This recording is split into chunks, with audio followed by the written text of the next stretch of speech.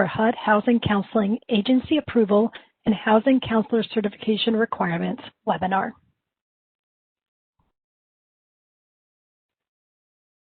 The webinar today will be recorded and training materials will be available on HUD Exchange within the next 10 days in the webinar archive. Materials will also be posted in the travel consultation page on the HUD Exchange. Prior to this webinar, you should have received an email to a link to access the slides. If you did not receive the slides, please send a chat to the host and we will send a link to you. If you experience any technical issues with your video or your audio, please use the chat feature on the right hand of your screen to send a message to the host, and she will assist you. If you have feedback that you would like to provide, please also use the chat feature, but be sure to select all attendees so that everyone can see your feedback. If you would like to provide verbal feedback, please type in, "I have a comment" in the chat box, and we will place you in a queue and you'll be unmuted and prompted to speak. Please be sure to include your native nation or tribal affiliation when prompted to provide your verbal feedback. It is my pleasure to introduce David Berenbaum, the Deputy Assistant Secretary for the Office of Housing Counseling. Thank you for joining us today for the United States Department of Housing and Urban Development's Office of Housing Counseling Tribal Consultation for certification requirements. My name is David Berenbaum, and I am the Deputy Assistant Secretary for Housing Counseling. Welcome. Amendments to the Housing and Urban Development Act of 1968 specify new requirements for our program and how we engage with counseling agencies. We believe that these statutory changes have implications for certain HUD Native American programs. HUD is committed to engaging with tribal leaders through consultation on this issue to ensure effective access to counseling services. The mission of the Office of Housing Counseling is to help families to obtain, sustain, and retain their homes. We accomplish this mission through a strong network of HUD-approved housing counseling agencies and counselors. Housing counselors provide unbiased assistance to help consumers resolve their housing problems or meet their needs. To date, our impact in tribal communities leaves extensive opportunities for greater engagement. In fiscal year 2019, we counseled over 6,200 households. And through the third quarter of fiscal year 2020, agencies have served over 3,600 households. Today, we are inviting your feedback to determine how to apply these housing counseling program eligibility and certification requirements for tribal entities, and determine how to best implement what's called the Section 106 statutory requirements as applied to the Indian Housing Block Grant Program and the Indian Community Development Block Grant Program. At this time, I'd like to offer my appreciation to HUD's Office of Native American Programs, or ONAP, for their partnership in planning for today's consultation. Let's go to the next slide. Part one of the agenda, or the first 30 minutes, will cover an overview for today, including first the goals of the tribal consultation, and then second, we'll provide background on the housing counseling program. Next, in the third section of this area, we'll provide information about HUD's Housing Counseling Certification Rule, followed by information about program eligibility, approval requirements, and resources and other information. Then, for the next 60 minutes, we'll move to the feedback session, the real crux of today's consultation. We recognize and respect the fact that there are extremely successful existing and ongoing financial empowerment and related counseling initiatives in tribal communities, and it is our hope to explore how we can augment the role of housing counseling through this consultation. Please actively engage with us today. You may also submit written comment. Feedback is being collected through March 19th of this year. And let's go now to the next slide. It's my pleasure to introduce our presenters and panelists. Jad Atala is the Director of the Office of Performance and Planning at the Office of Native American Programs. Jerry Mayer is the Director of the Office of Outreach and Housing Counseling at the Office of Housing Counseling. Olga Mulhera and Deborah Webster will be our facilitators, and they are both Community Compass grantees. Jad, let me turn it over to you, and thank you again for participating, everyone.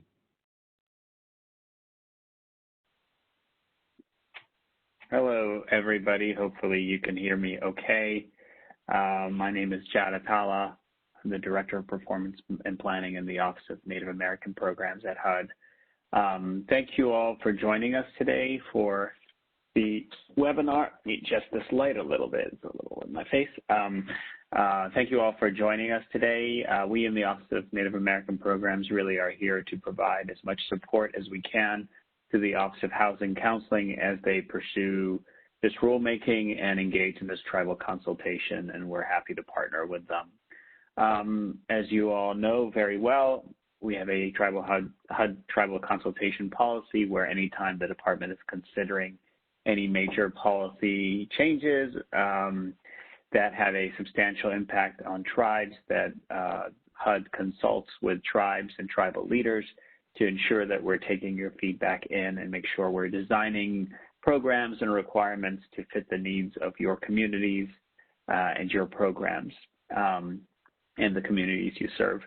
So really this is an effort by us to present to you what HUD is considering, give you an idea of the history of these statutory regulatory requirements and where we're going with these and what we're considering in terms of future rulemaking, and really to get as much input from you all to make sure whatever regulations we develop work for your communities.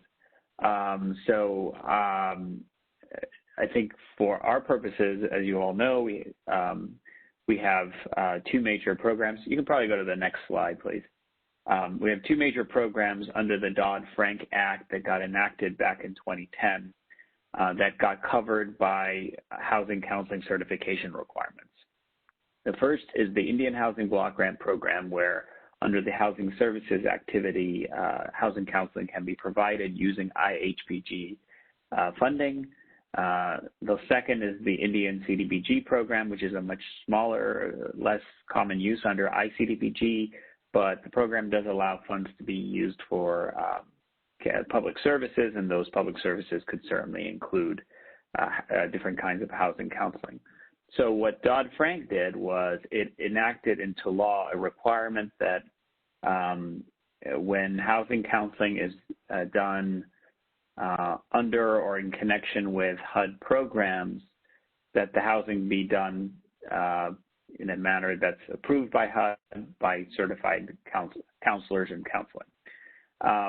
The statute lists a bunch of different programs that are covered by this requirement, and the two ONAP programs, two ONAP tribal programs that are covered are the Indian Housing Block Grant Program and ICDBG. The Native Hawaiian programs were covered as well, but we've already done rulemaking on that.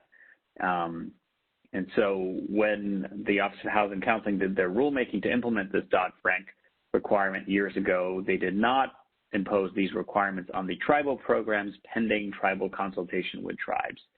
Now we are at a point where the Office of Housing Counseling is moving forward with this rulemaking, and they do want to consult and get as much of your feedback as they pursue this rulemaking. So I think our message from ONAP is we're here to help. We will support the Office of Housing Counseling, but I implore all of you to give us as much feedback as you can and let us hear your voice.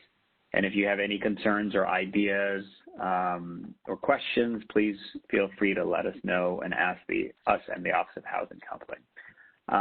And with that, I'll turn it over to Jerry. Well, thank you, Jad, and thank you to all the participants who are joining us today, and also for the opportunity to consult with you. This slide shows you some of the underlying legislation and rules that we work with that are the foundations for our housing counseling program. And I especially want to call your attention to Section 106 of the Housing and Urban Development Act of 1968, which sets forth the types of agencies that can participate in our program, especially those local government entities as well. And we'll talk about that a little bit more on one of our later slides.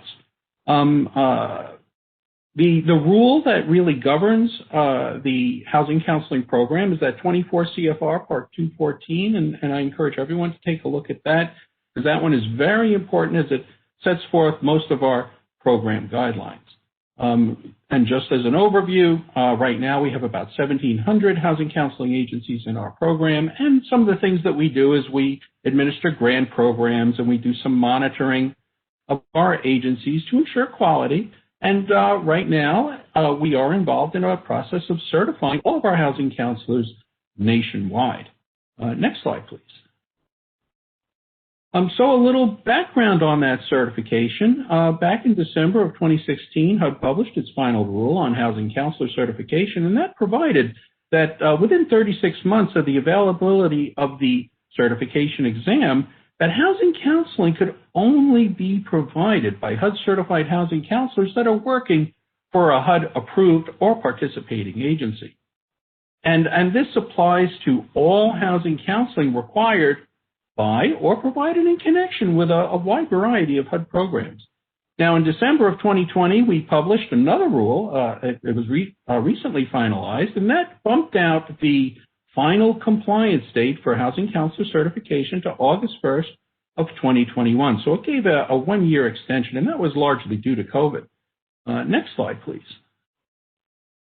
Now, I think it's very important for our discussion to define what a HUD-certified housing counselor is and what are the elements of housing counseling. Now, a HUD-certified housing counselor is a housing counselor who has passed the HUD certification examination and works for a HUD participating agency. Now, to define housing counseling, it is independent expert advice customized to the needs of the client to address their housing barriers and help them achieve their housing goals. And a typical unit of housing counseling, as we call it, includes 5 elements. There is the client intake, which gathers basic client information, economic information, and demographic information. Then the counselor works out a budget with the client to help them get from where they are now to where they need to be economically to achieve their housing goal. Then there is a financial and housing affordability analysis to make sure that their goal is in line with what they worked out in their budget.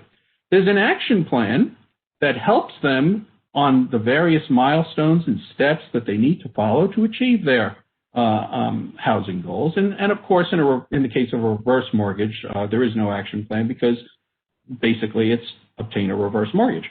And then finally, a reasonable effort to follow up with the client and determine what the outcomes were in their quest for that housing goal. Next slide, please. So what is not housing counseling is also important to define. Now, if you're just giving out housing information or it's a placement or a referral service that doesn't include those 5 elements or all of those 5 elements, then it may not be housing counseling. And certainly routine administrative activities that are going on in various programs may not be housing counseling because they don't include all of those activities. Case management that is part of a larger program and again doesn't include all those elements is not housing counseling. And fair housing advice and advocacy, such as processing complaints or filing claims, wouldn't include all of those elements, so is not considered housing counseling. And then finally, this one is very important to understand that group education that does not include any individualized housing counseling services is also not considered housing counseling. In group education, it's a classroom setting, so no one is having that one-on-one opportunity to work out that action plan and budgeting and things like that. So group education in and of itself and by itself is not considered housing counseling. Next slide, please. So let's talk about the entities that can participate in HUD's program. Now, a tribal entity can participate in HUD's program if it is a 501c organization and has that tax-exempt certificate from the IRS, or if it is designated as a state or local government entity that's authorized to provide housing counseling. For instance, like a housing finance agency would fall into that kind of a category.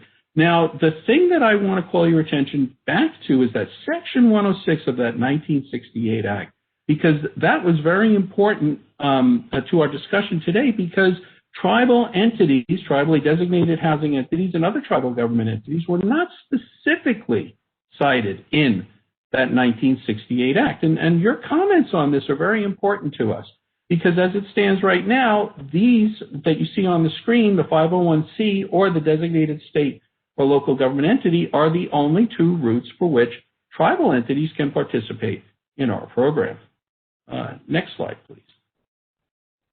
So some of the approval criteria should an organization put in an application with us for approval. We look at experience. We want to see the administration of a housing counseling program or something very substantially similar for at least 1 year. We also want to see that they are a community-based organization functioning within the geographical area that they propose to serve. We're looking for those community contacts, the interdependence with various other organizations and entities in the community. We're looking for that track record. And also, do they have the resources to carry out a housing counseling program? Specifically, the financial capacity, the administrative capacity. Do they have everything they need to see at least 30 clients during the first year? Next slide, please. And now I'm going to turn the presentation and the mic over to Olga for the feedback session. Great. Thank you, Jerry. So as Jerry just mentioned, we are now moving into the feedback session of this webinar. I'd like to remind folks that they can submit feedback via the chat. Please remember to select all attendees on the dropdown. And if you would like to provide some verbal feedback, please state, I have a comment in the chat box, and we will put you in a queue, unmute you, and prompt you when it's your turn to speak. When speaking, please make sure you provide your native nation or your tribal affiliation. I also want to let everyone know that we are considering all feedback that's being provided, whether it comes through the email box of tribalconsult@hudexchange.info, through the chat in written format, or verbally. For the purpose of this session, we do want to hear from as many folks as possible, and so we will prioritize verbal feedback first, and then we'll move on to written feedback. And with that, I'd like to turn the session over to Deborah Webster, who will facilitate this. Depending on where you are, good morning or afternoon. I wish you and your family and all members of your community well, and I pray for your health and safety at this time. This begins the feedback portion of the consultation session. The HUD Office of Housing Counseling and the HUD Office of Native American Programs have devised 5 questions for you to consider and provide feedback on the Housing Counseling Agency approval process and the Housing Counselor certification requirements. Bear in mind, these questions are only intended as a framework and not to limit your thinking or feedback on this final rule or the housing counseling program. These HUD offices are interested in hearing your ideas, your solutions, as well as the issues and challenges that you see. We want to thank you for participating in this important exchange. We have approximately 1 hour to obtain feedback in this session. If you are speaking, please be aware of the time limits, and because we would like to give people as many participants a chance to speak as possible. If there are no questions, let's begin. Chantel, are there any verbal comments in the queue? One. Dave, you can now speak now. Okay, thanks. I am homeschooling today, so I'm going to try to keep this brief. I expect to get interrupted. I also don't have my camera on, so so I submitted my comments in written format, and I just wanted to I think recognize the some of the comments that were made in the previous session in relation to there it is. Hey, hold on, buddy. Sorry. Yeah, try to do this at the same time. So I think one of the issues is that we've got organizations that I think are really well intentioned, like NeighborWorks organizations and others that provide services in areas near tribal communities, but I think over the years, 20 plus years of working with non-native, nonprofit or other intermediaries, what that shows is that a lot of times those organizations provide good services to rural non-Indian populations, but really fall short when it comes to trying to expand that and serve tribes, particularly because the unique nature of tribal lands and also tribal governance. So, I mean, I think it's not exactly a novel concept, right? To say, well, we can have a certified HUD counseling agency that could then, provide by extension services to tribes. Again, an interesting and not novel concept, but its implementation, obviously, in my experience, has not been successful or sustained with quality outcomes. I can point to the Department of Energy Weatherization Assistance Program, which is kind of where I started my career. And then obviously we're working with intermediary organizations and other CDFIs, which I failed to identify myself early. So Dave Castillo, CEO for Native Community Capital. We're headquartered in Laguna Pueblo with offices in Arizona, serving tribes throughout the Southwest. And so where we have other intermediaries, particularly mature organizations that have defined programs that are compliant, the idea of serving maybe, Hispanic farm workers is one approach that I think the idea is, well, it could just be replicated in Indian country, and often it cannot. So here are a few of the reasons why I think we've got a concept that we'd like to advance, and that is to stand up a single-purpose nonprofit Native-led organization that can serve as a regional intermediary as opposed to a national intermediary. And the reason why that would be so important is because of the limited deal flow in most tribal communities for home ownership. And I detail that in my written comments. But the idea would go as such. I think what we could do is essentially create and maybe replicate what you find in rural tribal dental clinics or rural tribal wastewater programs. In both those cases, you have a licensed professional who provides oversight, quality control, consulting, advisement, and oversight, but on a limited basis. And so basically in both of those situations, it doesn't mean that when the doctor or the certified wastewater treatment plant operator is not on site that all services stop. Quite the opposite. They continue, and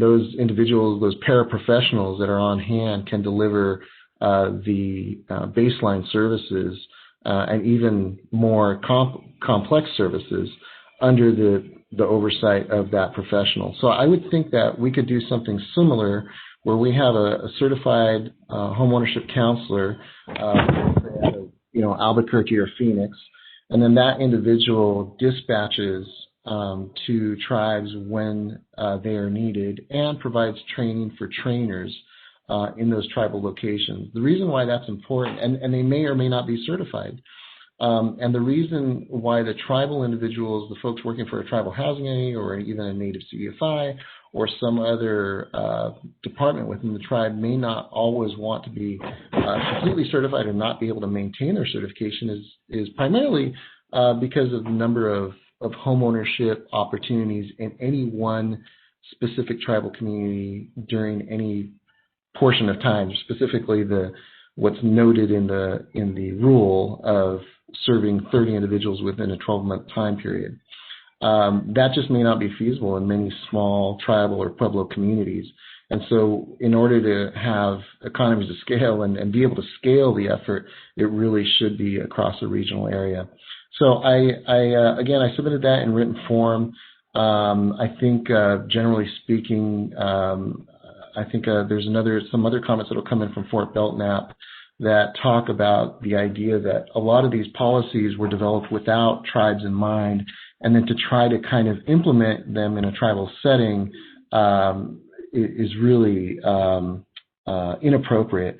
Rather, the question should be, given the uniqueness of tribal communities, can the rule really address adequately the needs of tribal communities? So it's just a different way of looking at it. But again, you have my written comments, and I appreciate the comments that have been made by my colleagues and others in the previous session, and that I expect will be forthcoming for this session. Thank you.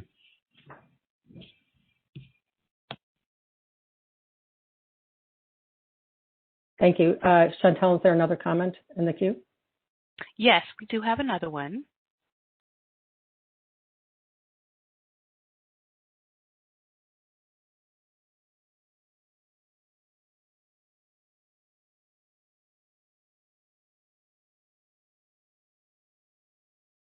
Robin, you have been unmuted. Can everyone hear me? Yes. Hi, this is Robin Thorne. I'm the Vice President of Asset Management and Training for HUD Housing Alliance. We are a Native-owned consulting firm that works exclusively in Indian country on their affordable housing projects. And the issue of the housing credit counseling certification has arisen for many of our clients over the last year because in addition to the Indian Housing Block grant funds that the tribes utilize to support and sustain their affordable housing programs, which include homeownership programs, they pair those funds with things like the Low-Income Housing Tax Credit Program and the Housing Trust Fund Program and home funds, and the requirement to have a certified counselor has arisen as part of compliance requirements.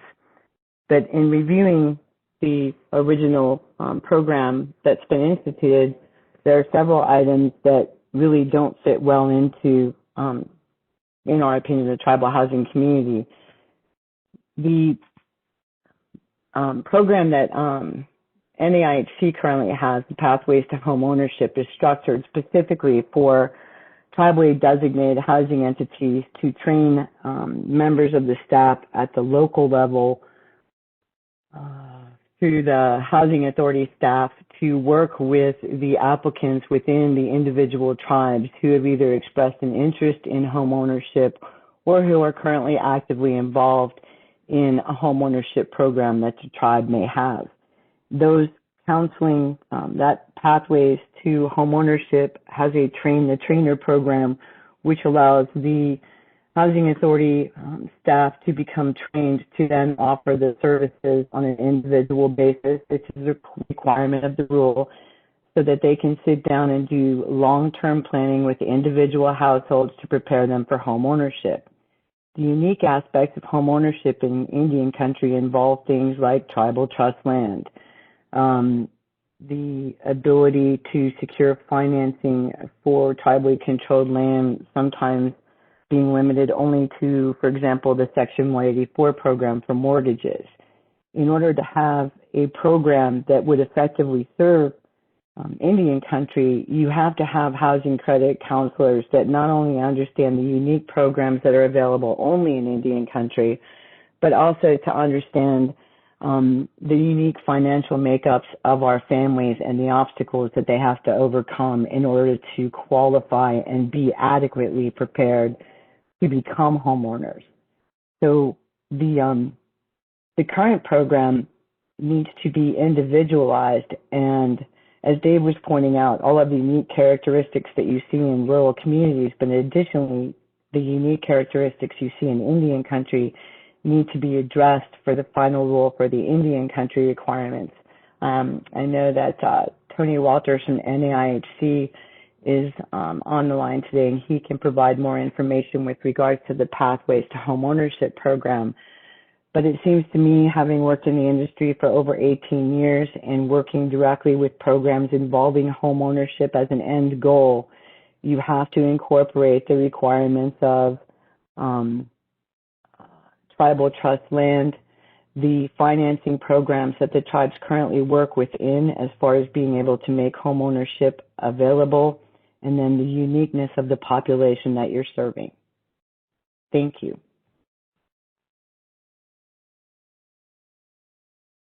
Thank you, Robin. And I just want to remind folks that if we could be mindful of the time that we have.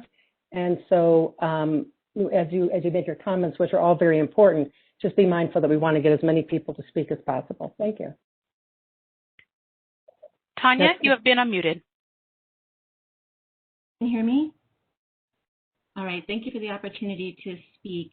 I really tried to follow the framework of the questions posed, but I appreciate the opportunity to sort of think outside the box because I felt like the topic of context is really important here. So I wanted to begin there. In 1968, when the Housing Counseling Program was created, tribal nations at that time were still reeling from the Indian termination era and the negative effects of the Dawes Act and flawed policy.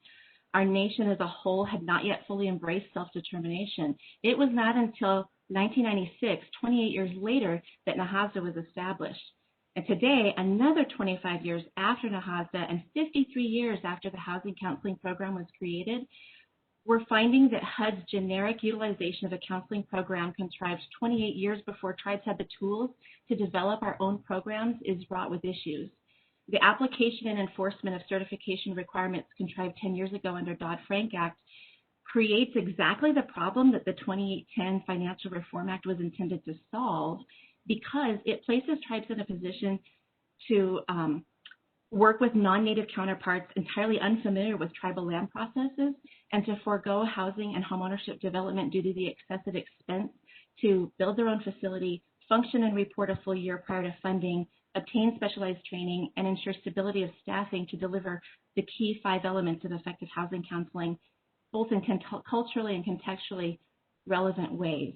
We would say the assertion that a non-native HUD-certified agency or counselor can effectively implement those 5 key elements identified as effective counseling, particularly for remote tribes seeking to not only ensure compliance with their IHBG grant, but more importantly, to alleviate the housing crisis they're experiencing and build a strong homeownership program, is a pretty significant reach, and the arms of 2010 Dodd-Frank legislation are just too short to fill up that gap. In fact, even though fair housing laws do not apply in tribal communities, the burdensome requirements placed on tribes to comply with outdated legislation in effect creates and further perpetuates a notably unfair housing climate for reservation-based communities, rendering any progress under IHBG and ICDBG programs far less than attainable.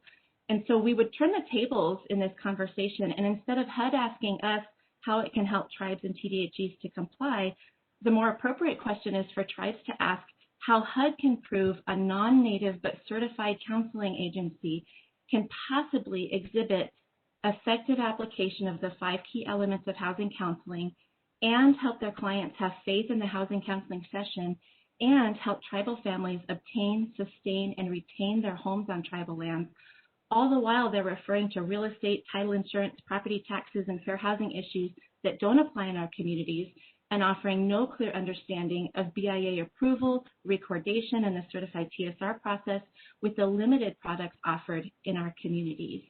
We would say that if we're to accomplish what we intend to accomplish, the legislation and policy needs to support our mission rather than hinder it. By way of exploring solutions, I would assert that a solution to the legislation needs to be made, and I would concur with Dave's suggestion of a regional single-purpose intermediary to more effectively and specifically meet the needs of the tribal communities that we all serve. Thank you. Do we have another person in the queue?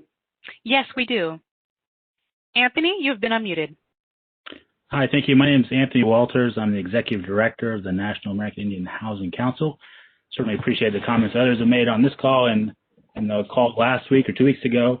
As some people have mentioned, that we do provide a home buyer course education for tribal housing program professionals. I think we've trained or certified nearly 1,100 staff since our program began back in 2004. So tribes are certainly carrying out housing counseling services in their communities As many people have already said on the call or in prior call, that it's really tailored to tribal communities, and tribal communities wouldn't get that through any other provider. They're not going to get that tribal expertise or expertise on tribal land issues, which we know are entwined with trust and treaty responsibilities that are handled by the BIA largely, but really impacts home ownership on a practical level when prospective homebuyers start to work with banks and other agencies that are needed to process a mortgage on tribal land. So outside of the issue of who else can provide this education to tribal communities, there's a larger question that I think tribes will want to have answered about this whole consultation process. I think when we first heard of these rules being applied to tribes, we saw it as an entry point to the housing counseling program and housing counseling grants, where the way it's been described, I think, over the last few calls and in the Dear Tribal Leader letter, it's almost like a restriction on tribes that they can't provide these services unless they become certified. And that really kind of goes against the policies that are in place both by Congress and through HUD, through the implementation of NAHASDA, which is a primary funding source for tribes, where tribes provide an Indian housing plan that carries out that details and describes the housing services that they need for their local communities. And tribes are free to practice, their sovereignty and self-determination and defining those plans and having them submitted to HUD and carrying them out and at the tribal level.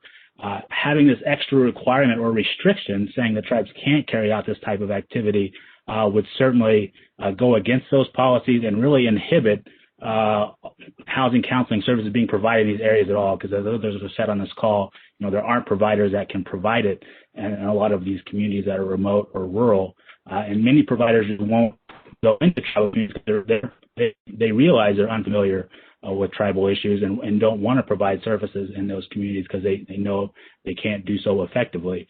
So I think if the goal is to create or increase the level of housing counseling services in tribal communities, having these restrictions in place won't help. Certainly, I think we can, probably amend any rules to make sure that tribal housing programs are eligible. Certainly, we would want to make those as flexible and easy for tribes to meet, for the extent of capacity. These tribal housing programs have been in existence for decades in many instances. So, redetermining a capacity should really be kind of a non-issue.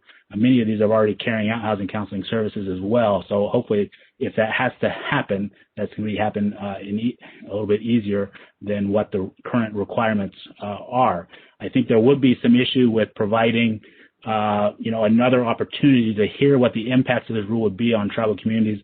We know this isn't a proposed rulemaking per se, where there's going to be another round of comments. So if you're just going to apply the existing final rule to tribes, I think we would need a further consultation period for more people to become aware of and involved with the full impacts that this rule would have on tribal housing programs. I think we'll submit a lot more comments probably in writing by the deadline, but I just wanted to let folks know about these. Thank you, Anthony. Chantal, do we have another comment? Yes. CLO, you have been unmuted. To clarify on the 5 elements of housing counseling, number 1, they are integrated into the Pathways curriculum, into the Train the Trainer, and also into the participant book. All those elements have meet OHC's requirements even before OHC and Dodd-Frank came out, because Pathways has been going on, as I mentioned, since 2003. Prior to that, when we had the 37 Act funds, I'd like to mention also that HUD provided separate funding for housing counseling, and that was delegated to the Indian housing authorities. And that didn't seem to be a problem at that time for them to recognize that Indian housing authorities should be providing the counseling.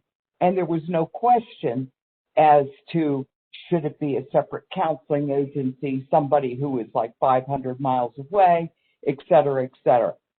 The other thing I want to clarify for everyone is we do not just focus on home ownership, and we focus also on providing housing and helping people build capacity to eventually move into home ownership. We do rental counseling. Our material is suitable for renters, for people who are just trying to figure out what they want. We do financial management. We do mostly one-on-one counseling, and that is emphasized every single class that this is about one-on-one counseling. It's not about a classroom. It's about follow-up. 95% of the work is done with the families. And we have been very, very successful even before Dodd-Frank came along. By the way, I like Dodd-Frank. I firmly believe in it. I think it's great. But in your question number 5, do you anticipate challenges if the qualification process that HUD currently uses for approving units of state or local government?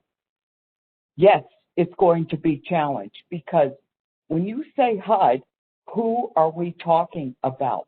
HUD already recognizes tribes as individual, distinct sovereign nations. OHC doesn't seem to get that, and there will be challenges. And I hope that there'll probably be some legal challenges. I don't understand why we're reinventing the wheel and why we're going back again to not being eligible, being left out of housing counseling agency designation. NAIC and tribes were not eligible to apply. They weren't even mentioned in the NOFA. So yes, I do think there are challenges for that. And I also believe that I hope that there is going to be some more consultation.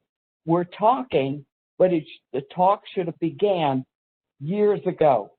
And it was supposed to have begun several years ago. I keep remembering all these consultations being canceled.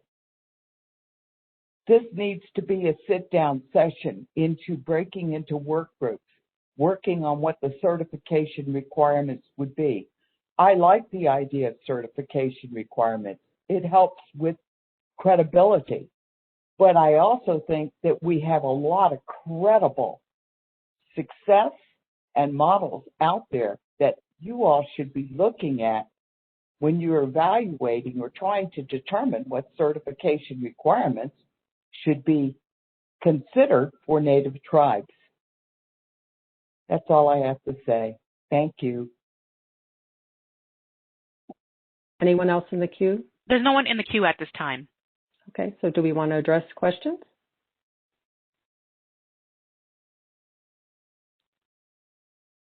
I have a question written in from Heather Taylor. Thanks, Heather. Heather's asking, where do TDHEs fit in? She's curious about TDHEs. She says, we know they are certified groups with HUD, but we've also heard that they are not allowable or, I'm assuming, eligible for HUD approval. So we were curious about their status in this programming. Does anyone want to take that question?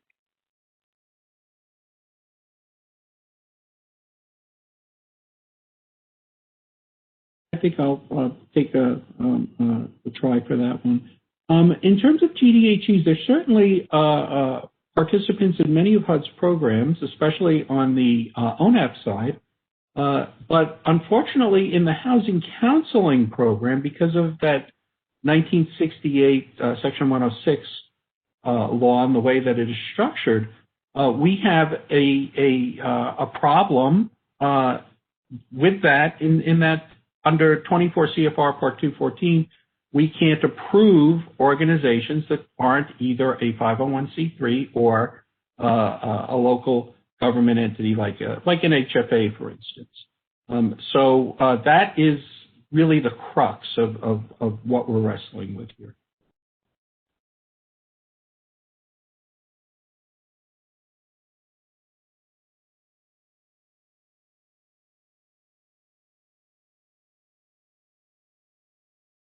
And we have one in the queue. Lori, you have been unmuted. Yes. Thank you very much. My name is Lorianne Cloud. I'm the Executive Director with Nez Perce Tribal Housing Authority, and I just wanted to briefly echo the sentiments of many of the comments that have been made before.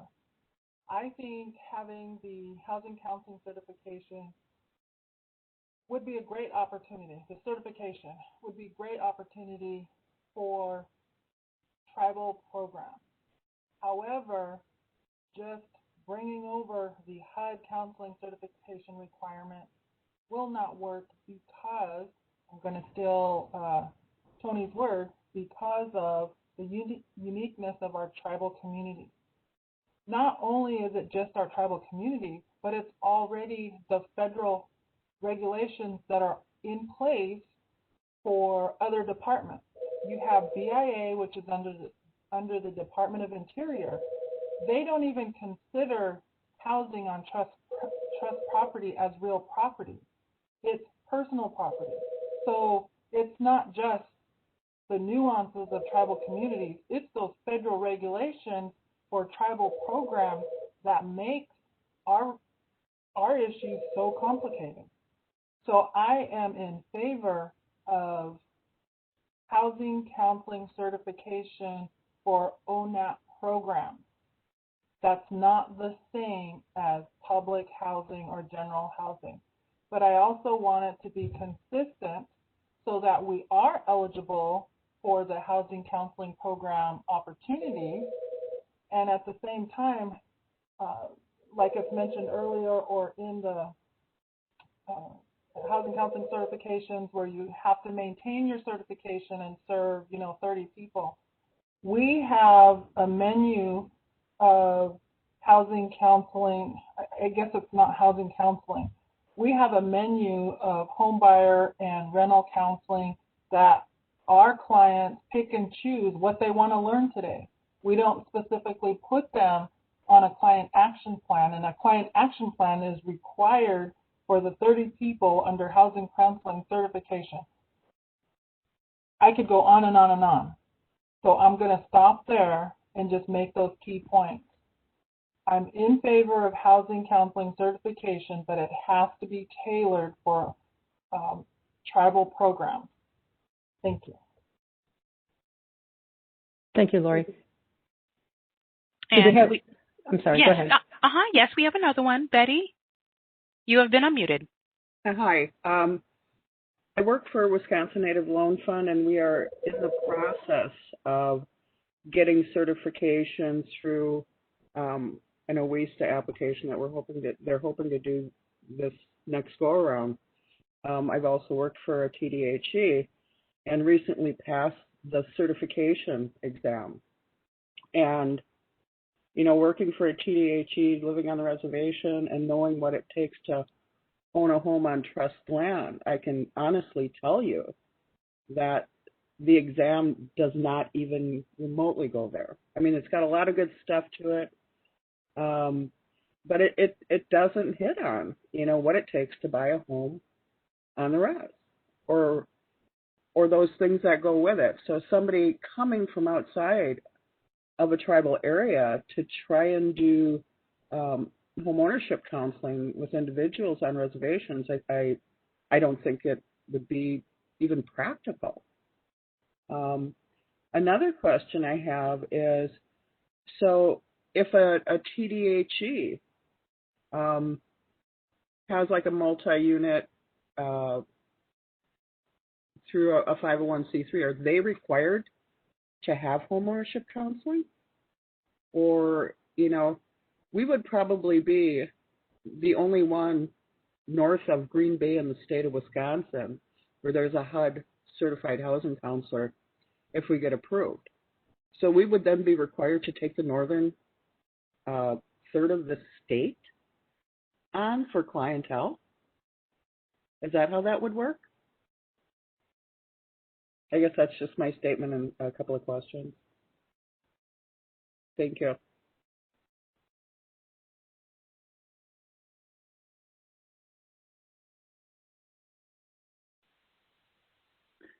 Does somebody from the Office of Housing Counseling want to answer Betty's last question? Could you please restate the question portion so that I can address those for you? If we are a certified housing counseling agency, we would be located in Lac du Flambeau, Wisconsin on the Lac du Flambeau Reservation. It would be the only housing counseling agency in the northern, close to half of the state. The most northern one is in Green Bay, which is 250 miles away from here. Would we be required to provide housing counseling services on any referral from any place around us? I mean, I don't think we'll have a problem getting the 30 that we need to qualify. But we're also looking at staff capacity. Is if there's 11 reservations in the state of Wisconsin. You know, that's a lot of people, including those that are non-tribal areas that we would be required to serve, I think. And that's what I'm asking. Would we be required to serve all of those? Yes, of course. One of the things that we look at when we approve a housing counseling agency is their work plan. And the work plan sets forth the populations they're going to serve and what their service area will be. And so you would be carrying out housing counseling services according to that work plan. It is okay to limit your service area and where those clients come from. So we would work with any agency in order to ensure that they're serving their mission and they're serving clients that they want to see. Now, if a person from outside of your service area were to contact your agency, we would look to see that that agency had a way of referring that client to another housing counseling agency that could meet their needs. And I hope that answered the question. It did somewhat, but when you look at the state of Wisconsin, and there's not one agency, you know, in the northern 250 miles of the state, you know, and that's, you know, horizontally and vertically. Where would you refer somebody in Superior, which is 300 miles away from the closest? Sure. So this is David. I'm going to jump in, and I really appreciate that question because it really speaks to the nuances and the needs being so distinct based on the community, the tribe, the state, regional and local real distinctions in how services need to be provided. And I believe all the commenters have been very effective in communicating to us that as we move forward to find solutions to this issue, which is the commitment of HUD and the Office of Housing Counseling, that's why we really appreciate your comments today. We will continue to engage on all these fronts with you to address these issues so that services can be provided and meet the needs of the tribal nations.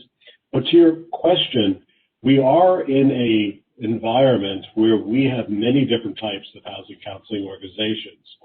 And in fact, there are many organizations that serve nationwide using the modality of telephone housing counseling, or even now, of course, more frequently, some of the video tools that are available, especially as a result of the pandemic. But in fact, many organizations can provide services and do in all 50 states across the country. Now, I'll leave it to each individual who's on the call to decide what is the most effective delivery of services in every community. But to some extent, that is also a consumer choice when they're choosing the counseling group they'd like to work with. But that's a great question, and I understand it, especially with such limited resources. Thank you for it. And I guess finally, I'd like to say that I do think that TDHEs can do it themselves. And the 30 one-on-one counseling that's required, you know, housing authorities are all different sizes, you know, and they should be able to do it themselves. And Pathways is a great curriculum. So I'm done. Okay, we have another comment from Cielo. Cielo, you've been unmuted. Question: is the 30 units law? I mean, clients, is that law? And the other thing that the last commenter mentioned that made me wonder, if I if I am a HUD Housing Counseling Agency, if I have to follow that, hypothetically, does that mean I have to serve non-Indians as well?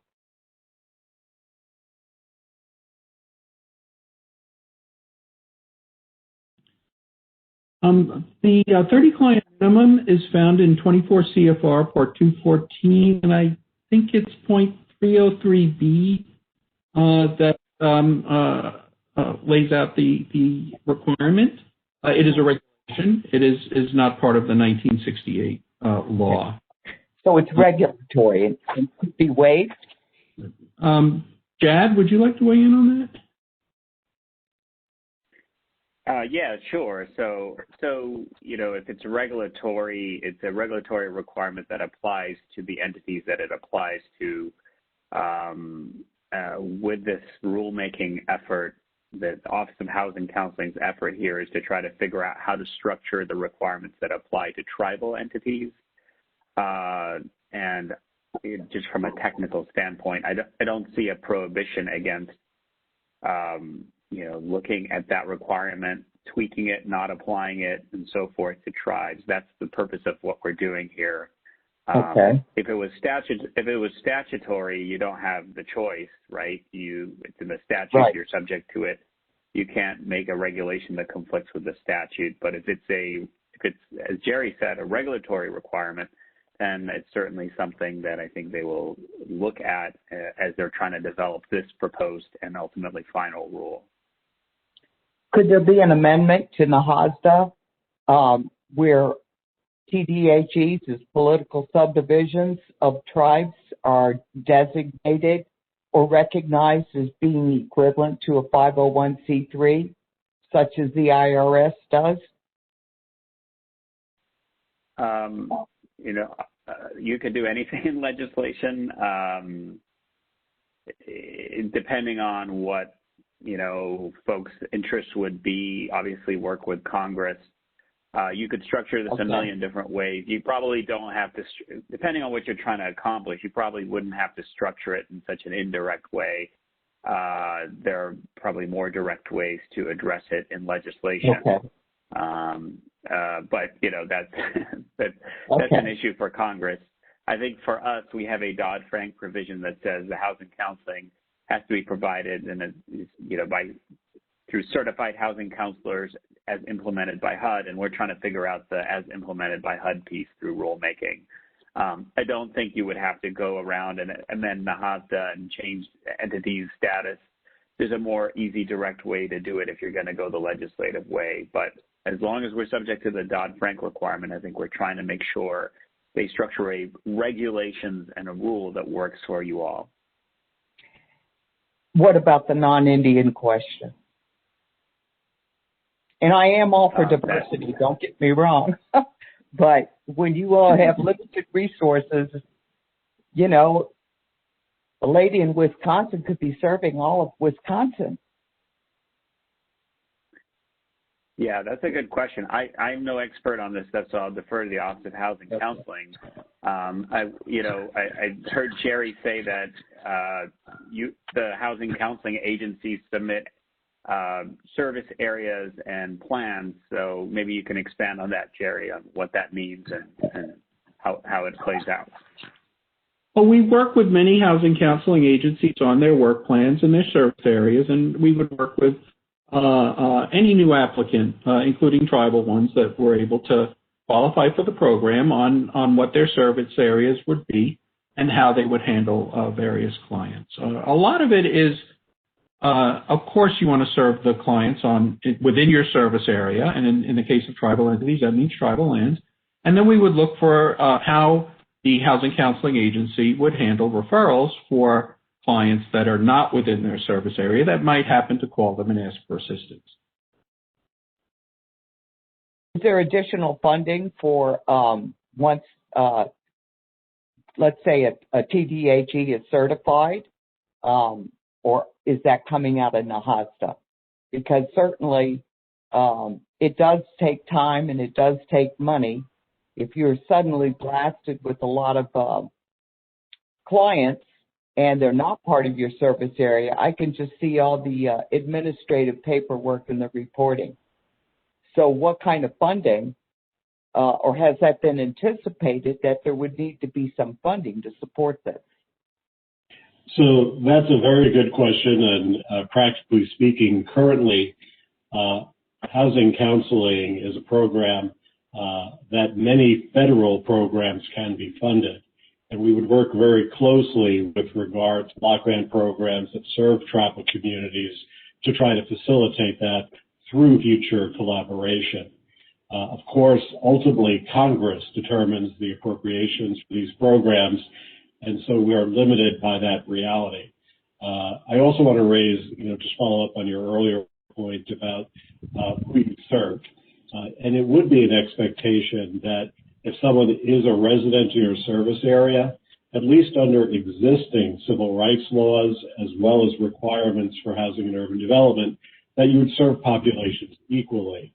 But there are many organizations that specialize for particular market segments, and that's fine, as long as they're also serving everyone in their service area. Now, civil rights laws in tribal nations or tribal entities and communities, we want to be sensitive to that. But I'm just sharing you what the current expectation is, and perhaps that's something as well some of the leaders on this call or this comment process can share with us additional information as well. So after this call, where do we go from here? Well, we'll cover that as we're wrapping, but it is our hope, as has been shared, that we are going to begin a process where we're going to take the recommendations made to us and try to find solutions so that we can expand services using excellent programs that exist, such as the conversations around pathways or other work that has been done in the past that has been raised, and try to facilitate the provision of services using the structure and expertise that exists in tribal nations and communities. Now, I can't get ahead of our process because it's based on what we're learning here as well as future collaboration, and we look forward to that. What I will say is the Office of Housing Counseling is making a commitment to move this forward so that the concerns you've raised are acted upon. Will you include Native organizations to collaborate in developing those solutions with you? Well, or is it just going to be the panel? Yeah. So today is a consultation process.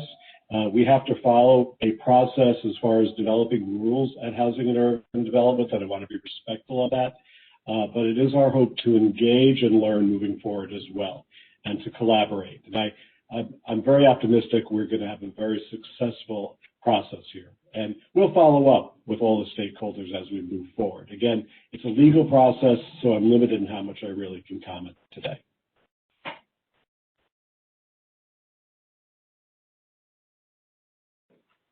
Chantal, are there a number of people in the chat room? No one else in the queue at this time. There's no other comments in chat. There are some comments in the chat box, but no one wanting to speak or give their comments verbally. Okay. And I think there was one question that we had early on that I don't think we answered. It was the very first question. 1151. Will it require a certain number of counseling sessions per month? If so, what is the opportunity to counsel if it's not available? I'd like to field that one. It's a 30-client minimum. The number of sessions is not in the regulation, Part 214. So it's really what you need to do in order to serve at least those 30 clients. And then more after that, should they ask for assistance. Great. And I'm seeing that there's a number of people that would like to speak. Are you seeing those? I do now. Okay. Let me queue someone up for you. Thank you very much.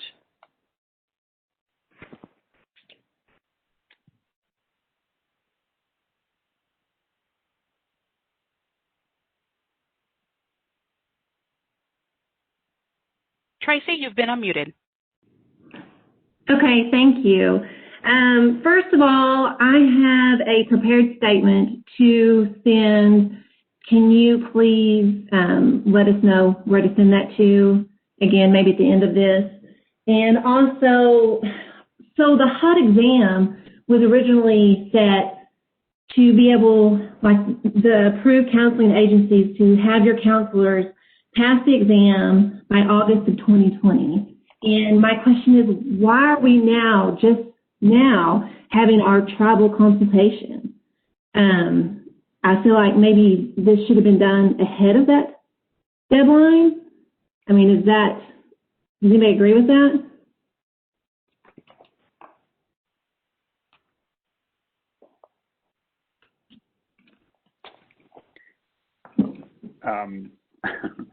I'll jump in. Yeah, Jad, I'll jump in. It's fine. And I think that's a very fair question.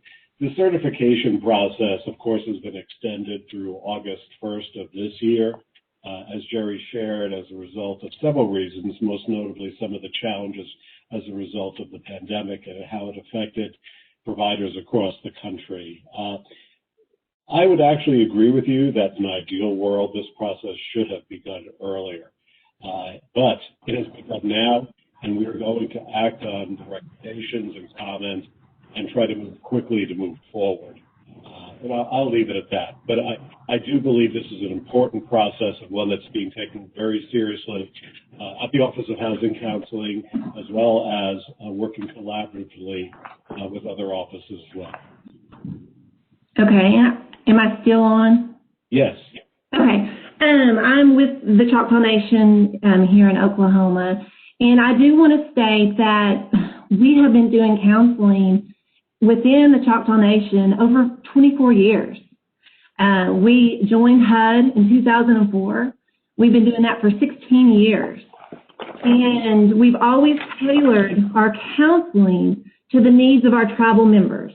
And so now, why is it that, according for our counselors to be approved and to be able to continue with their jobs, they have to pass the certification? I feel like, there's more than just taking a test. Anybody can take a test. There's great test takers out there. But there's also people that struggle with that. A true counselor has more than just test taking. Yeah, their intelligence is important, but also we're forgetting about what about their communication skills, their acceptance, of our tribal members, accepting them where they're at, their empathy and compassion, their problem-solving skills, their dedication, and just the importance of building relationships. Our counselors are more than just sitting down doing budgets and reviewing credit reports. They are connected to our other tribal services. We have healthcare, we have education, we have over 160 other services that our counselors are connecting our tribal members to. And that's so important because it's more than just coming in and completing a budget with them. And our reservation area, we cover over 7 million, was it 7 million acres? Yeah, it's 10.5 counties. So we have 7 million acres. To go from the north to the south of our reservation, it's going to take you 3 to 4 hours just one way. And so I feel like we're using a cookie cutter approach and putting all of our counselors into this shape and design, and we're forgetting about the other elements that are there. Because we currently have 6 counselors. Let's say half of them can't even pass the exam because they don't know about the reverse mortgages. Guess what? We're not counseling on that. We're not focused on that area. That's not important to us. It's important that we are working with our tribal members and meeting them where they're at. Some of our tribal members, sometimes we had this one lady, it took us 2 years for her to be able to complete a budget sheet with us. That took true dedication on our counselor. Do you think another organization is going to come in and spend 2 years with a client when they're doing their part? And so I think we're missing that piece as well. And our counselors have been through trainings through NeighborWorks, and they are there for a week. There were specific trainings to where at the end of the week we're taking an exam, and they're passing that exam. So I just wanted to point those concerns. Thank you. I wanted to apologize because it looks like we weren't seeing people that were in the queue for speaking. And so, Olga or Santel, could you remind people how to say they want to speak, number one? And number two, for those who are left in the queue, we have 6 people who would like to speak, and it's 1:12. So if we could be mindful of getting everyone a chance to say something, I would appreciate it. Thank you. And before we do that, this is Chad. So thank you for sharing that with your experience with Choctaw.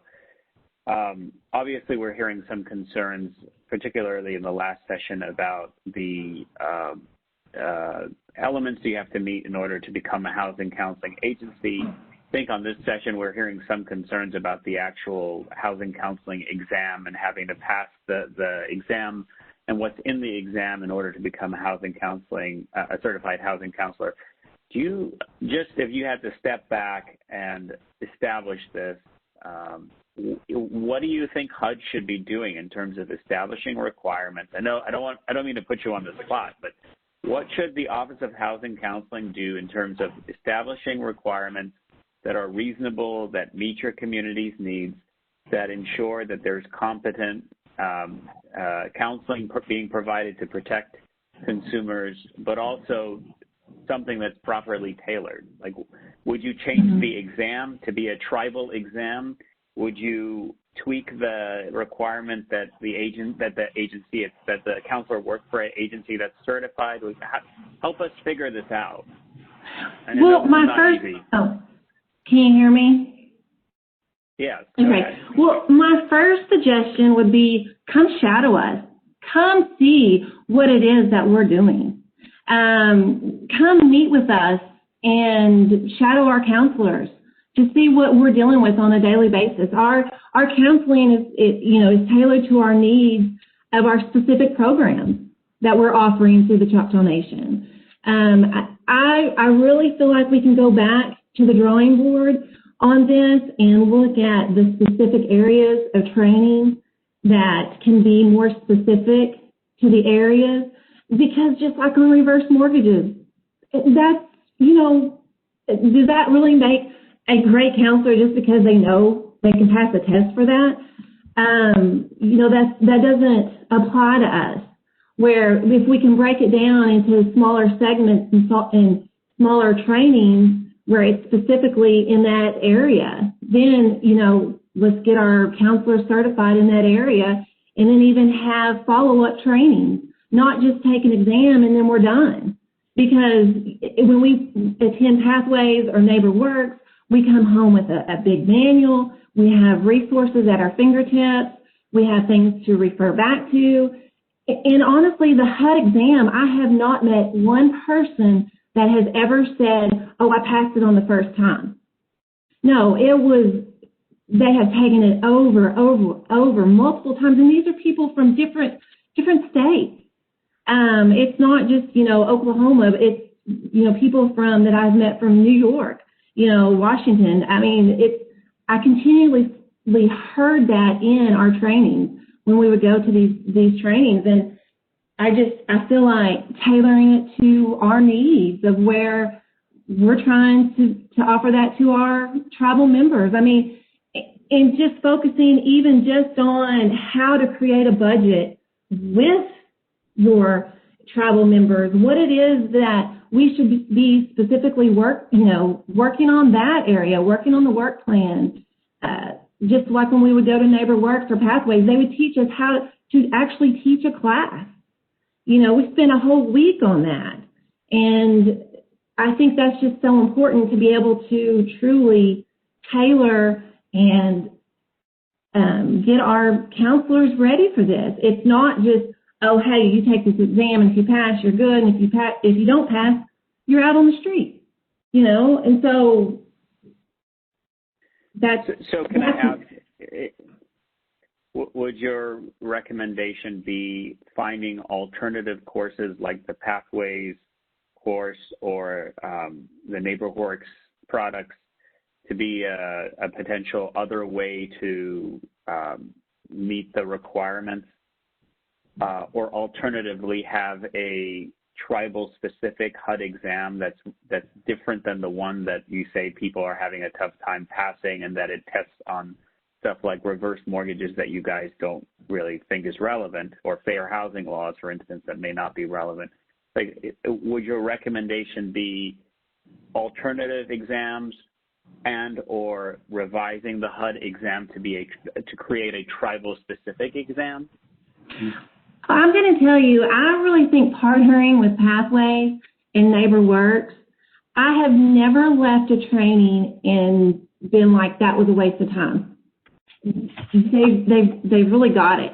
I mean, they know, their classes are engaging, they're very beneficial, and they're just specific to those areas of what we're working on. And we're able to select, and pick the courses that we do need. And I think that's helped us out so much. And I'm confident in those trainings to be able to send our counselors out there. Okay, thank you. Thank you. So we can go past the 3:30, 1:30, 12:30, wherever you might be. So if folks want to continue to make comments, that would be great. Chantel, do you want to tell us who the next person was waiting in the queue? Thank you. Valerie, you are up next. Before I unmute you, I do just want to restate that if you do have a comment and you want to be placed in the queue, please send us a note in the chat box and send to either all panelists or to everyone, and we'll get to you. Valerie, you have been unmuted. Okay, great. Thank you. Can you hear me? Yes. Okay. So I'm also with Choctaw Nation Housing Authority, and I think we kind of hit our thing at the same time, so I won't talk very long, but just to say, absolutely yes, tailoring a test more specific to our tribal needs would be a great step in the right direction.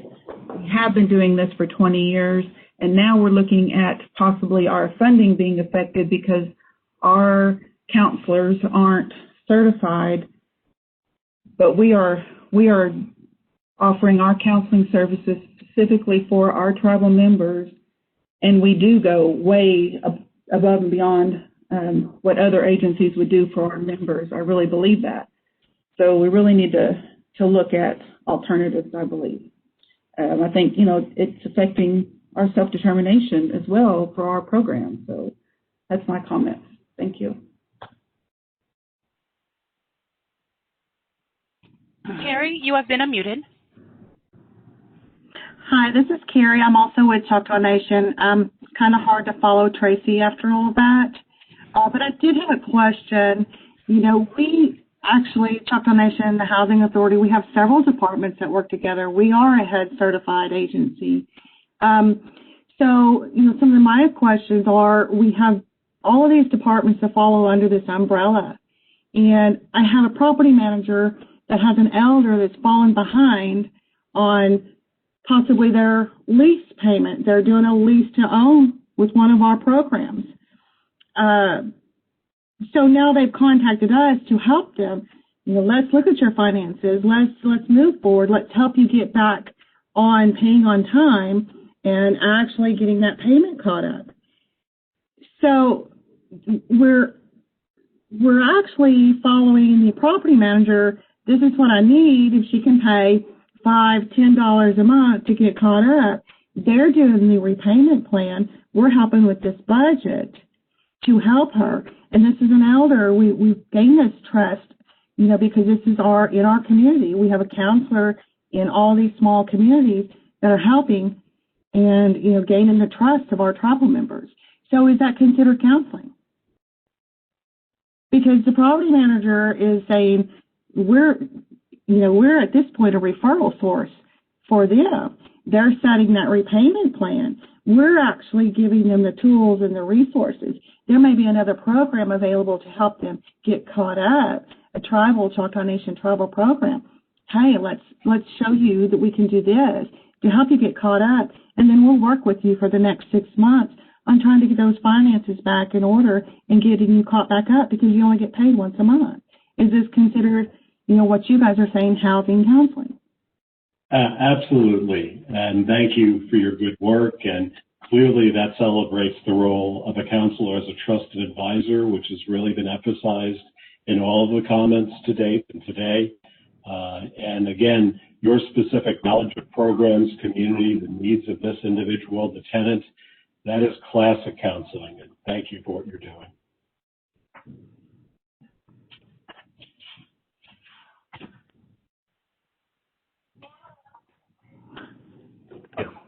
My name is Neil Whitegall. I'm the Executive Director of Ho-Chunk Housing and Community Development Agency in Wisconsin, and we're the TDHE for the Ho-Chunk Nation of Wisconsin. So I do have a couple questions, and the first one I'd like to say, just for the sake of bringing it up, in regard to HUD's tribal consultation policy. So it has been a long-standing call by tribes for a tribal standing committee to be formed for just such occasions, and to note that I guess I'm not sure when HUD's tribal consultation policy was implemented, but there still has not been a tribal standing committee formed. And again, to bring up the nature of tribal consultation, to consult with government-to-government relations of our tribal leaders, and to note that many tribal leaders, while this call had gone out, or the notice had gone out to a Dear Tribal Leader letter, would like to just state again the call to give tribal elected officials the opportunity to be consulted on a government-to-government basis. So with that being said, I just wanted to note that, those two items, but just quickly to voice some concerns or things that I would like to advocate for. I think what you're hearing both from last week's call and this week's call is recognition. So NAHASDA, recognition of what NAHASDA stands for, the Native American Housing and Self-Determination Act. And under that determination, tribes have been and have implemented many years now the Pathways training course and for home buyer counseling. And so I think what you're hearing is saying here is curriculum that's been developed by tribes, for tribes, and been implemented with great success over many jurisdictions in the United States. And I think the benefits, or you can see a lot of tribes' success stories in the utilization of the 184 program. So the Native Pathways has worked in our tribal communities. And what to say what would we like to work, well, it would just work if the recognition of Native Pathways by the Office of Counseling. The next comment I'd like to make is, so tribes do have a 501c3 are recognized by the IRS as a Section 17 corporation. And for that consideration to be written into the regulation that where it says 501 status, 501c3 status, or Section 17 corporation, and to be listed, that is tribal corporations that can be formed very easily without tribes having to create a new organization to become housing counselors, or just the recognition by Congress to be considered their housing authorities to be considered the same way public housing authorities are considered. I think I'll leave it for the sake of the time. I'll leave it at those comments there. But I would like to advocate for tribes to be housing counselors and to go through a certification that's recognized by HUD, so we can participate in the Office of Housing Counseling. Thank you very much. Thank you, Neil. So sorry, Jed. it's okay. On consultation, I don't know if you all got this last night. We sent out a Dear Tribal Leader letter. The president issued a presidential memorandum about a week ago or so, directing all agencies to start a process of reviewing all our tribal consultation policies and, revamping them and ensuring that we're really meeting the spirit of past executive orders on tribal consultation, strengthening tribal consultation and nation-to-nation relationships. So we are kicking off a consultation on consultation process over the next 90 days, and it's going to be an ongoing process where we really are probably going to do some of these ONAP-led webinars with you all to try to get as much feedback as we can on ways we can strengthen tribal consultation, and of course, a longstanding idea that we will certainly consider again under this new administration is the creation of the advisory committee, the Tribal Interagency Advisory Committee, TIAC, as it's been called in the past. So it's certainly something that's still on the table, and we'll see how that goes. I just have a couple of questions. I know there's a lot of people who may have more questions. So with forming Section 17 corporations, I don't know if you know this, Neil, it's really a question for you. Are there specific requirements that you have to meet in order to create a Section 17 entity that would be problematic, or is it pretty easy for tribes to create Section 17 entities that could potentially meet the, qualify as housing counseling agencies? I know there are some requirements about the boards and so forth. Sorry, go ahead.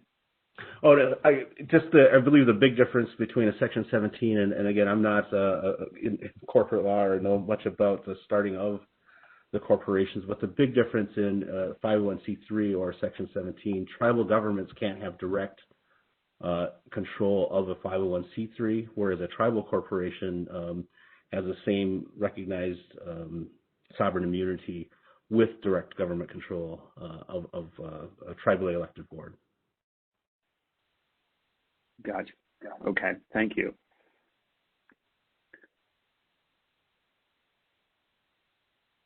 Do we have any more questions? Yes, we have Heather. Heather, you've been unmuted. Oh, hi. Can you hear me? Yes. Oh, perfect. Thank you. So my name is Heather Rodemaker-Taylor. I'm Director of Programs with the Webster Corporation. And I just have several comments here, but I'll make them quick in the kind of acknowledgement of the time that we have left. First, we definitely agree and support the comments that have already been made. They really resonated with us, so I wanted to say that.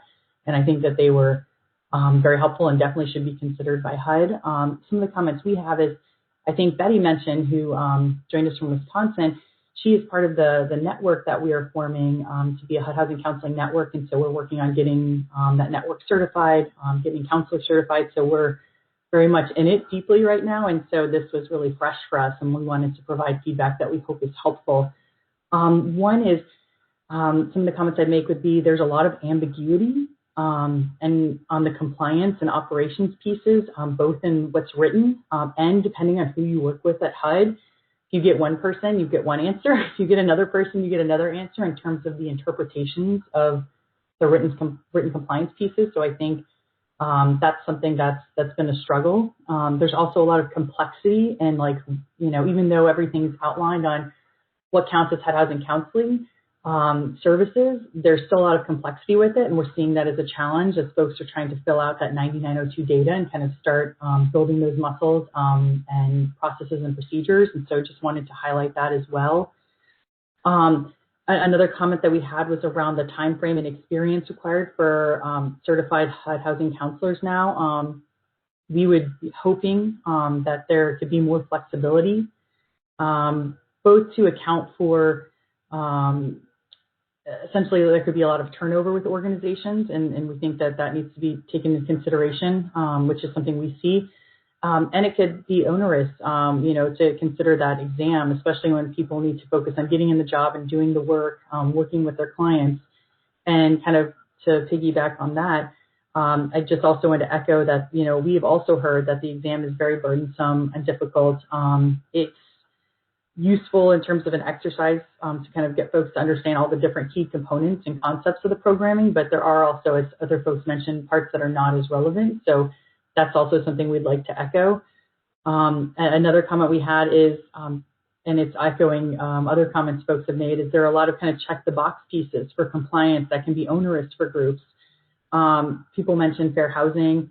Ours that we've run into is like recommending lenders when a native CDFI doing these operations might be the nearest lender for 100+ miles.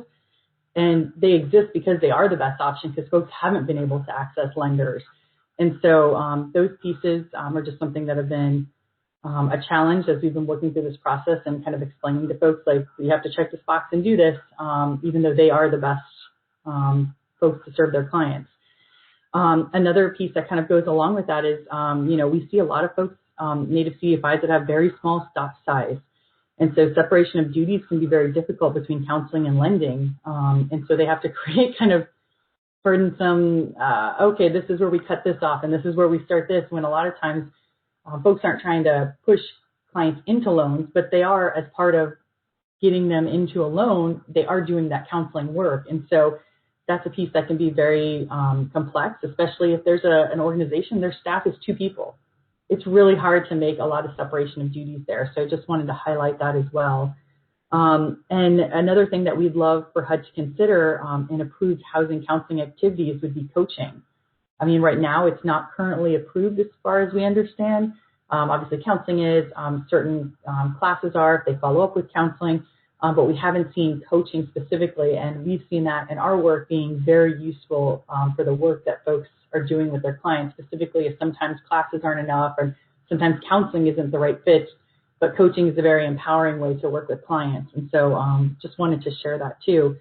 And finally, the last kind of 2 pieces I'd love to share would be that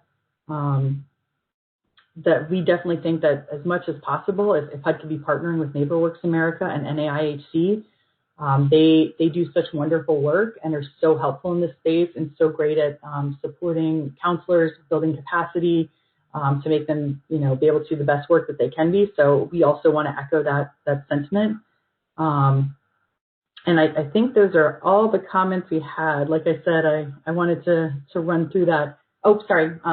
Had my note here. One final comment, and again, it's once again echoing something other folks have shared, but that 30 client threshold can be quite a lot, especially for some of our smaller native CDFIs that are in very small communities. And so we'd love that to be taken into account or consideration as well, because we don't want to shut out some of those groups that are really doing critical work that might not be able to meet that 30 number, but are so necessary and really should be part of the certification network. So with that, I'll kind of turn it back over to y'all, but thank you for giving us this time. I just want to do a quick response. Thank you so much for all of those comments and thoughts. I just want to share that coaching as a model has been embraced by many of our agencies and our partners across the country. And it's actually a very empowering model, and I applaud you for wishing to do it, or if you're already doing it, for implementing it. It is complementary. Counseling is a word, and it comes from the requirements of statute and code that we have to use that word. But the coaching model is to be celebrated. Thank you for making that point. And I just want to remind everybody that we're going to stay longer. So I think there are a number more people in the queue. Thank you. You've been unmuted. Hi there, can you hear me? Yes. Okay. My name is Katie Miller, and I'm from the Salish-Kootenai Housing Authority in Montana. And we honestly have a very successful homeownership program.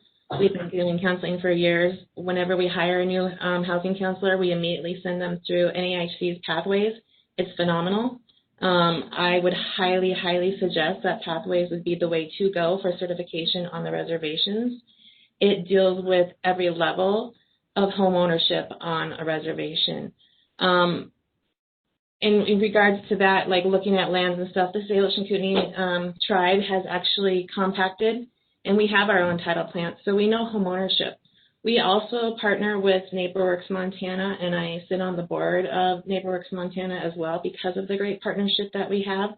We have been asked to give trainings on how to do home ownership on reservations. through the Montana Housing Coalition, or through the Montana Housing Conference that they have, not coalition, sorry about that. So we would love to be a certified housing entity. We are a TDHE. We are the one-stop shop on a reservation. We even have local banks that send people to our classes and everything. However, the test right now that's out there doesn't deal with half the stuff that my counselors deal with, but Pathways does. And so in the meantime, we are running right now with the COVID and everything. They're trying to study for this test, learning stuff they're never going to use again, to be quite honest, except for just for this certification. I think we need to have the ability to make TDHEs and whatever we got to do to be a counseling session, because in Montana, and especially us, we are the counseling center.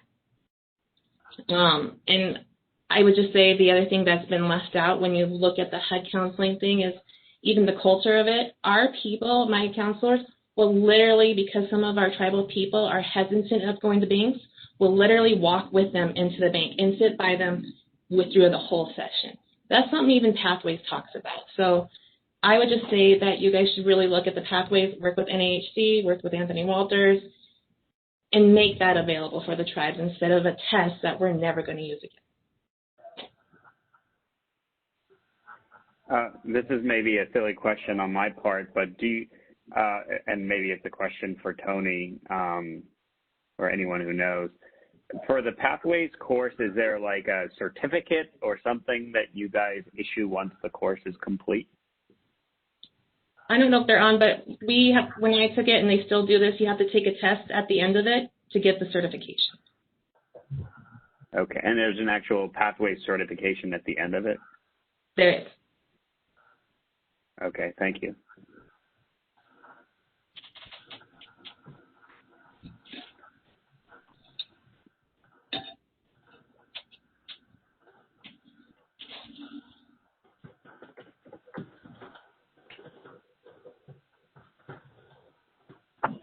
Are there people in the queue? Do we have any?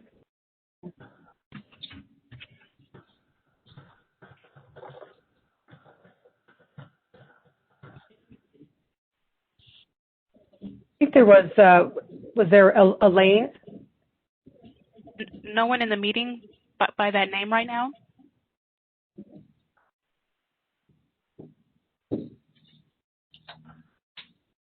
Todd? Todd Francis, I believe. Comment? Hi, yes. Can you hear me? Okay, so thank you for allowing me to speak. I'm looking for clarification on something. So I have 14 years running a HUD-approved counseling agency here in Phoenix, Arizona, and we work with we're CDFI, worked with getting low to moderate income families ready for home ownership. And I've been out of the loop for about 4 years, though, and I'm wondering, am I missing something? Because my understanding is nobody has to apply to be a HUD-approved counseling agency. No one's forcing anyone to do that. However, the reason why we applied is because the incentive was for us to be able to have that designation to tap into down payment, federally assisted down payment programs for our clients. And that was the main reason we stuck with the HUD approval. So and right now I work with the CDFI. We're not HUD approved as a counseling agency, but we do provide counseling and we do provide the Pathways counseling. And right now there's no incentive for us to become a HUD counseling agency because no one's mandating that. We can give a CDFI loan without HUD counseling. We can, we can run our programs without the HUD counseling. However, we do WISTA funds, which require the HUD counseling. So for programs that require it, yes, you have to have the HUD counseling, but isn't it okay for programs that don't need the HUD-approved counseling, the pathway programs that don't need it, they can continue to do their pathway. They don't need to apply for the certification. Am I correct or am I missing something? I think on a day-to-day business model approach, you are correct. I will say, though, that in many urban and suburban areas of the country, there is a trend because of the enhanced quality from counseling, meeting the needs in those communities, that more and more financial institutions are requiring that their agencies have HUD certified staff as well as be HUD certified themselves. Now, that said, the Pathways program, the Works program, and other options in tribal communities are all to be respected. And we're seriously listening and considering all of your comments with that in mind today. But there is a trend, and across the nation, we're about at 80% certification among all our agencies for their staff, that this is really elevating the quality and respect that the counseling community has. Now, our goal is to broaden that, though, to meet the needs in tribal communities and with tribal entities. And so, again, we are going to take all of the comments today very seriously as we move forward with rulemaking or our next steps. I hope that's responsive. Jed, I don't know if you want to speak to the applicability of the housing counseling as it relates to the ICDBG again. That's what's really driving it. If you, I don't know. Yeah, sure. So obviously there is a larger HUD requirement that's going to kick in August that is going to mandate housing counseling be done by certified housing counselors who work for certified housing counseling agencies broadly under different HUD programs, but specifically for any housing counseling that is funded with or carried out in connection with the Indian Housing Block Grant Program and the Indian CDBG program. There is a statutory requirement that counseling be done by certified housing counselors, and that's what we're trying to figure out here with this rulemaking. We're trying to figure out how to implement that requirement. So while it may be true that today you can spend your IHBG funds to do housing counseling that is not done by certified housing counselors, eventually HUD is required to implement this requirement, and that's what we're trying to do here. We're trying to implement this requirement, but in a way that's smart and takes a good, smart, balanced approach that works for your communities.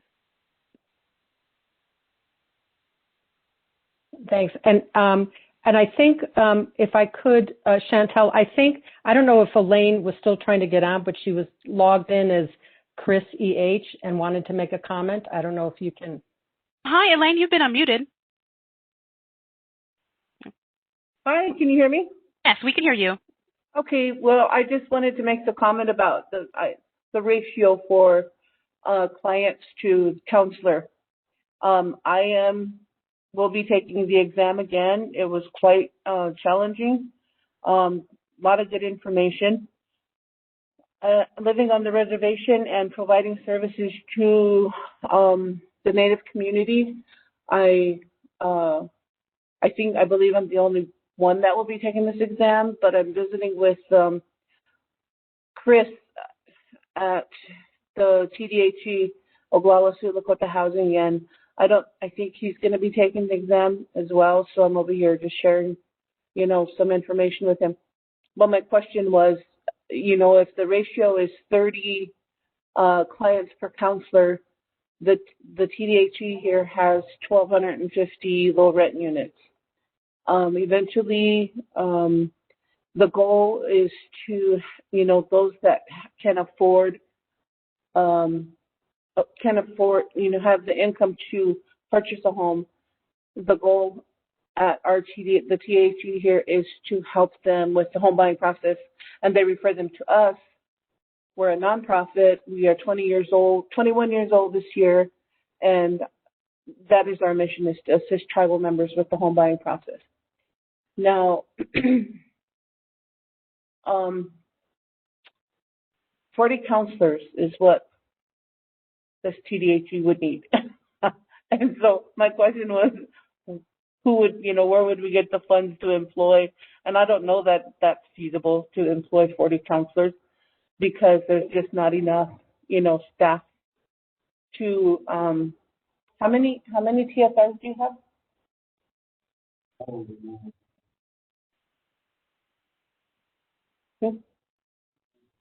They have 2 or 3 tenant service representatives, and they should have 9, right?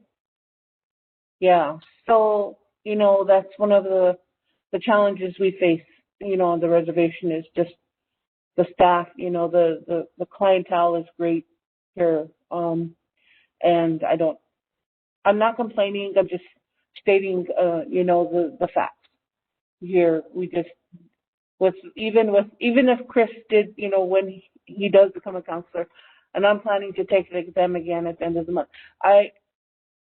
2 counselors is not enough. So, if this is something that, the TDHE is, if they're recommending them to be a HUD certified counseling agency, the funding to employ the counselors would be an issue. So that is all I wanted to state. Thank you. Thank you. Chantel, I don't think there's anyone else in the queue, unless I'm seeing something incorrectly. Not at the moment. Okay. Was there any lingering questions in the Q&A? But can we just see? Sure. Can someone answer her question? I think she was asking if the requirement is that a housing counseling agency have 40 employees or 40 counselors. Can someone clarify that? Yeah, Jen, I'll just jump in and say that is not the requirement or the expectation. These sessions per year are for the organization as a whole. Certainly workload or other issues are determined by each organization participating in the program as they apply for funds from any of the federal support points or the private sector.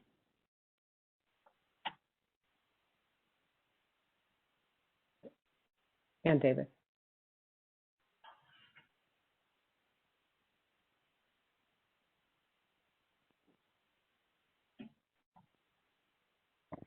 I did just want to read aloud, Deborah, some of the written comments we've received, and just reiterate to folks that if you wrote in a comment, we are taking that down and including it with the feedback received during this session. So thank you so much for writing in your comments.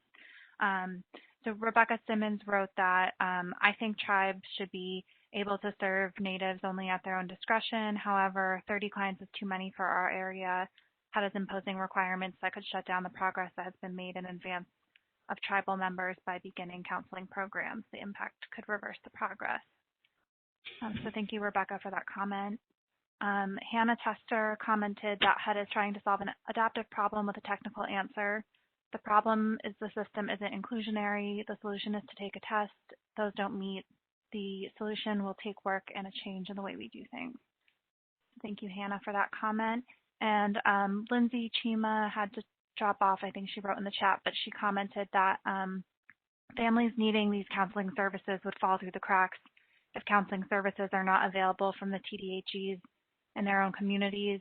In result, this will only add to the major asset disparity already present in Native communities.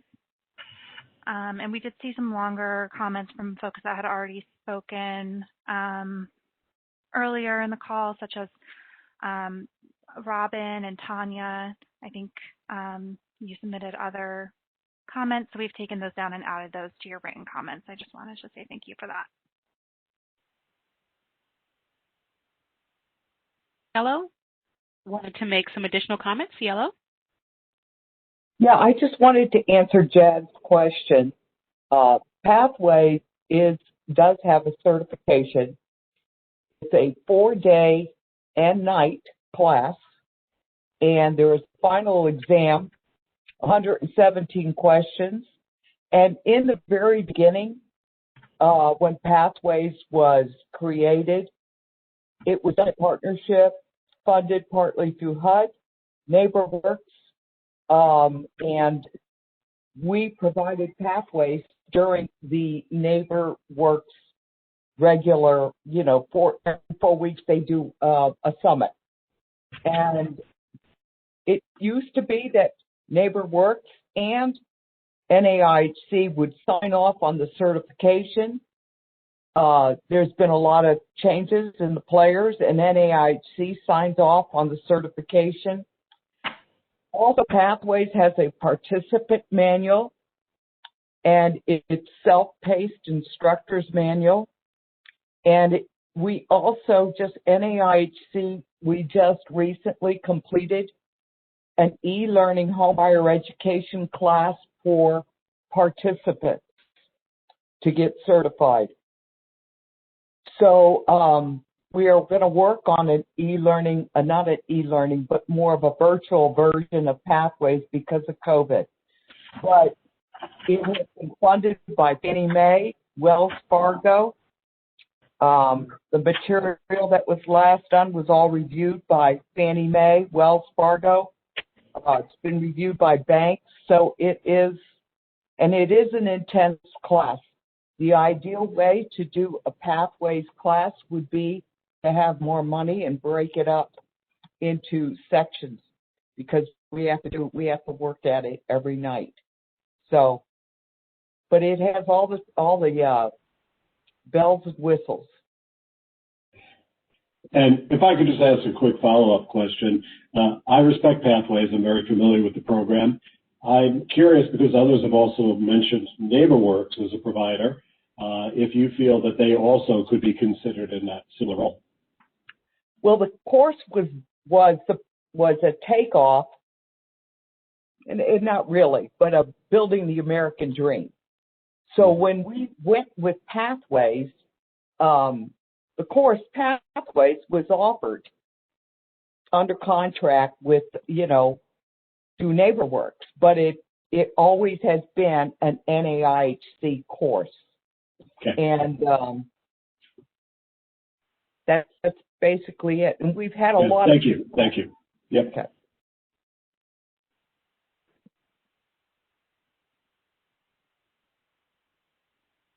Chantal or Olga? Time.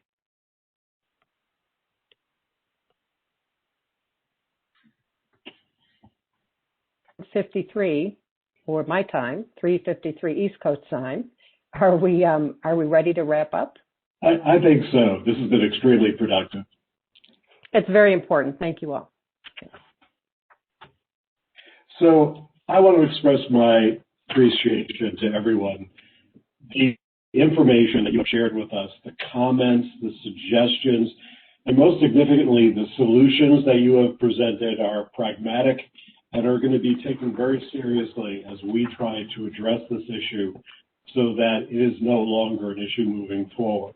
In all likelihood, it will be some form of proposed rulemaking, but we will continue to engage with all of the stakeholders who serve the community, are in the community, and we want to ensure that the programs provided and the training provided really meets the need of Native American communities, tribal entities, and frankly, we want to be extremely respectful of the independence of Indian nations. And this has been a very healthy process for the entire Office of Housing Counseling staff. And once again, I want to express my appreciation to Jad for his role. On the slide now, you see a list of resources, many of which were discussed, all of which were discussed today during this consultation. And we invite you to comment through the end of the period. We invite you also to reach out to the Office of Housing Counseling. And if you would like to give us more feedback informally through meetings and the like, we are always available, and we want to be much more engaged with, in fact, tribal communities moving forward.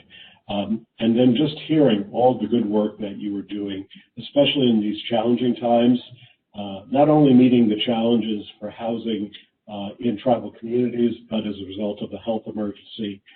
Thank you for all of your efforts and everything you do.